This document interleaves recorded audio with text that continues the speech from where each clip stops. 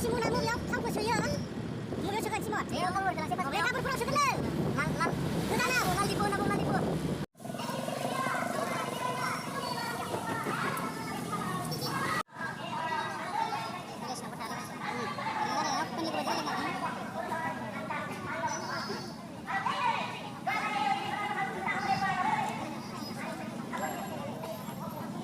ব্যাপারে কাগজ পাইছি যোৱাকালি আমাৰ অসম চুক্তি সম্পৰ্কে যথেষ্ট আলোচনা হৈ গৈছে কেবিনেট ডিচিশ্যন কিবা হয়তো হৈছে কিবা এটা কমিটি ইয়াত হৈ গৈছে एक्सएनडीपी मोनसे फर्मजों लिंहरजानाय रायजो राजा नोंथांमोना लामा सामा थायालासिनो नैबे फिल्डआवहाय नुजाथिनो थाखाय गुरै खावलायहरनाय जाबाय मानो होनबा जों सावथिगोननि दसे रतन मलिक मुक्ति दियो रतन मलिक मुक्ति दियो जय बोल हरिनी जय बोल हरिनी जय बोल हरिनी जय बोल Harini we want justice we want justice Ratan Malik long live Ratan Malik long live मुंखौफोरनो अनसुंथाइ हो मुंखौफोरनो अनसुंथाइ हो रतन मलिक मुक्ति दियो रतन मलिक मुक्ति दियो रतन मलिक मुक्ति दियो we want justice we want justice we want justice no justice no rest no justice no rest no justice no rest Siapa belong live Siapa belong live Siapa belong live we want justice we want justice we want justice Jai Bola hari ini नङाब्ला जों बर' हारिया जोबस्रांनायनि लामायाव बेनिखायनो जोङो बर' बायदि थांनानै थानोब्ला जोंनि हुस्रि खावनायखौ दिल्ली सरकार आसाम सरकारनो जोङो खोनासंहोनो हानांगोन रेकर्डनि गिबि कन्डिशना मा गोजोन गोरोबथानि बयनिख्रुइबो गिबि सर्तआ मा जानांगौ बेनो जाबाय पिस শান্তি চুক্তিৰ প্ৰথম শৰ্ত কি হ'ব লাগে শান্তি চুক্তিৰ প্ৰথম শৰ্ত হ'ল শান্তি কিন্তু আজি শান্তি পাইছেনে ইয়াক মানুহে শান্তিত ফূৰ্তি কৰিবলৈ হাঁহিবলৈ নাচিবলৈ তামচা কৰিবলৈ আহিছেনে दिनै गोजोन गोरोबथायाव गोजोन मोननायनि थाखाय रंजानो मोसानो दिनै थामसा खालामनो फैदों नामा रायजो राजाया बेयावहाय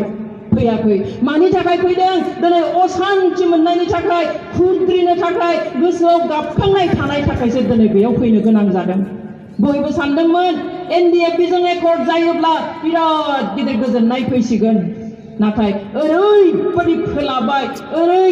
फोलाबाय बे फोलायनाया 2020 मायथाइनि 27 जानुवारिनिफ्राय जागायनानै दिनैसिम जागासिनो दङ थगायगासिनो फोलागासिनो दिनै शान्ति गोरोबथानि शान्ति चुक्तिनि गिबि सर्त जितु शान्ति बेखौ दिनै बर'फ्रा मोननो हायाखै सोरखारा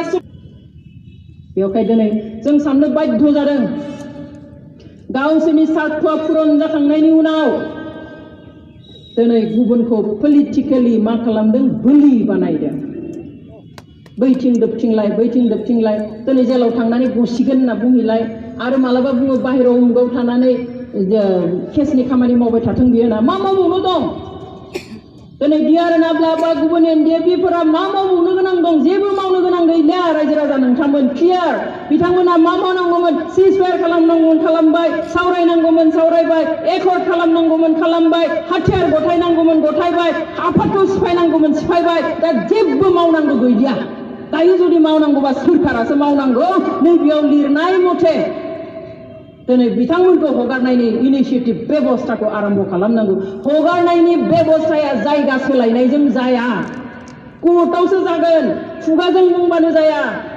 बेवहाय कोर्टआव खामानि मावनो थाखाय सोरखारा बिथोन होनांगोन सोरखारा इनिशिएटिभ लानांगोन आवगायनो नांगोन जेरैहाय चुक्ति खालामनो लांनोब्ला गिबि दिल्लीनिफ्राय आंखौनो फन खालामनाय नोंसिनि एडभकेटखौ बुंदो दिनै बेल फाइलनि थाखाय खालामनो जोंहा एडभकेटआ खालि गैयामोन गुवाहाटीआव सानाव 20 बारनि बारा फन खालामदों चिफ मिनिस्टारनि लिगेल एडभाइजार IB नि स्पेशल डाइरेक्टर अफ कन्टेक्टआ बिसोर नन स्टप फन खालामदों थाब खालामनो होदो जोंहा एडभकेटआनो गैया बेयाव बिनि उनाव जों अखानायै गुटे जिनिसखौ लानानै खामानि मावो स' जुदि दिनै नाब्ला आदाखौ गहोनोब्ला जर्ज बर'खौ गहोनोब्ला रिफिकां गयारिखौ गहोनोब्ला एडभकेटनियाव थांनांगोन एडभकेटजों रायलायनांगोन मा स्टेटासआव दङ मा खालामनो हागोन मा खालामनो हाया ओरैनो सा ओरैनो बाइक होलाबाय थानानै ओइ बहाबा नांला बंसा बुंनानै बे जाया सिस्टेम दङ सख'गोन बानो लांगोन बानो खालामनो हाया दिनै बुंदों बेयावबो लायनो एकदम ज' मानसि बुरजा जों थानो हागोननो देर नाब्लाय आं बुंदों बे जेलसो सोर जेलावलाय सोर इनमेटजों थानो हायो न'नि मानसि ओरैनो बुंनाय बेखौनो फोथायलाबायदों आरो सन्तुष्ट मोनदों खिन्थु बेखौ मिन्थिनांगोन जोंनि दैदेनगिरिफ्रा रायजो राजाया खिन्थु मा मोनाखै शान्ति मोनाखै शान्तिया सोरखारा होनो हानाय जिनिस नङा जों गावनि गोसोनिफ्राय शान्ति मोननांगोन साफ्रोमबो बर'आ गावनि गोसोआव गोजोननाय मोननांगोन अब्लासो बेसो शान्ति जागोन सोरखारनि खुगाजों ओंखारनाय नोंसोर नंनाय नङि माबा मोनसेयाव सहि खालामहोनानै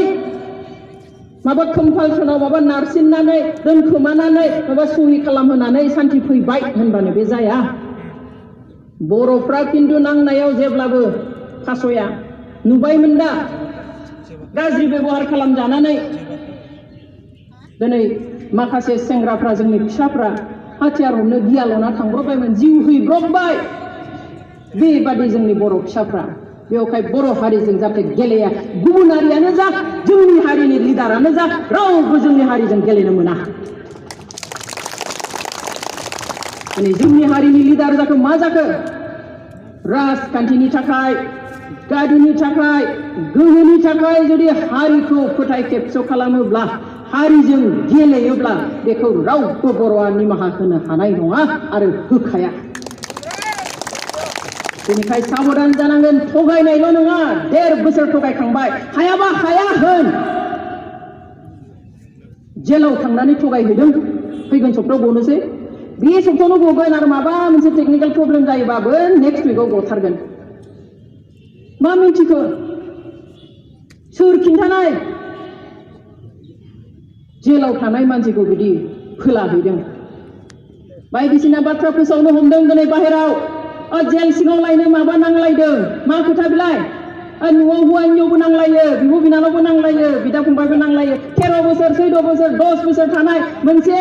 माबायावल' केम्पासावल' थाबाय थानाय इरिटेट जानाय दुखु मोननाय रागा जोंनाय रावनिबो गोसोआ थिग थाया सानसे तर्का-तर्कि जानो हागौ जेबो गिदिर खोथा नङा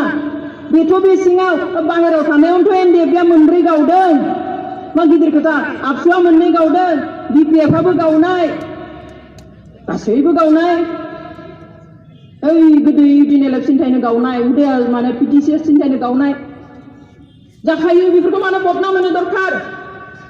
दाख्लै जेलाव थाबोनायफोरखौ लोगो मोननानै आं सोंदों मिनिदों बिसोरो जोंहालाय बेयावलाय मा नांलायनांगौ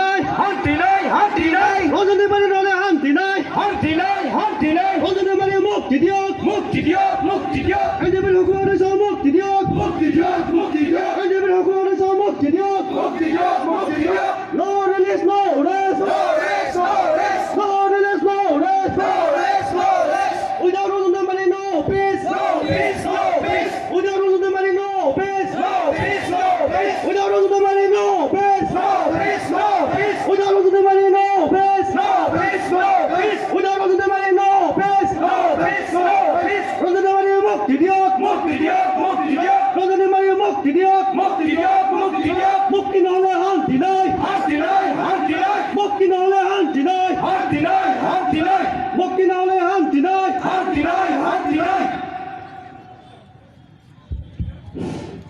हेलो मानगोनां बयबो रायजो राजानिसिम साबायखर बावदों जोंनि दिनैनि हाबाफारिखौ लोब्बा लाखिनानै जि गोसोखां बिलाइ सेबखांदों बे गोसोखां बिलाइखौ नाजावनो थाखाय उदालगुरि डिस्ट्रिक्टनि डिपुटि कमिशनारनि दैथायहरजानाय सासे मेजिस्ट्रेटआ जोंनि गेजेराव सफैबाय आरो जोंनि मेम'रेन्डामखौ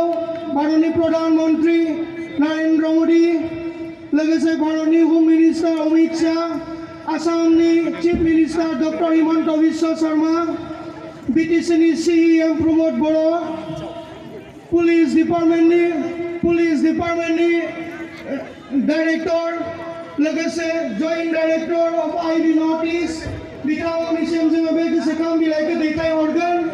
आरो जोङो आसा फारि लाखिदों जोंनि नैबे गोसोखां बिलाइनि फिननायखौ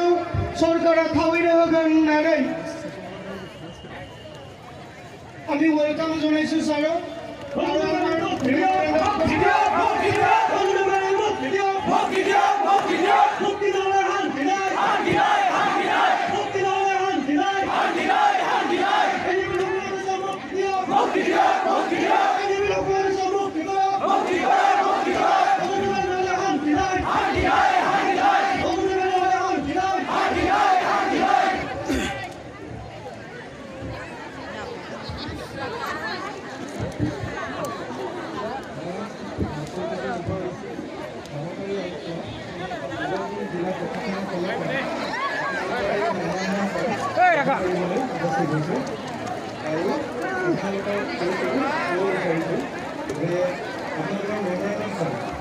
যাতে অতি শীঘ্ৰে ব্যৱস্থা কৰিব পাৰে তাৰ বাবে মই চেষ্টা কৰিম আৰু আপোনালোকে যে গণতান্ত্ৰিকভাৱে নিজৰ প্ৰদেশটো সাব্যস্ত কৰিছে তাৰ বাবে মই জিলা প্ৰশাসনৰ ফালৰ পৰা আপোনালোকক ধন্যবাদ জনাইছোঁ।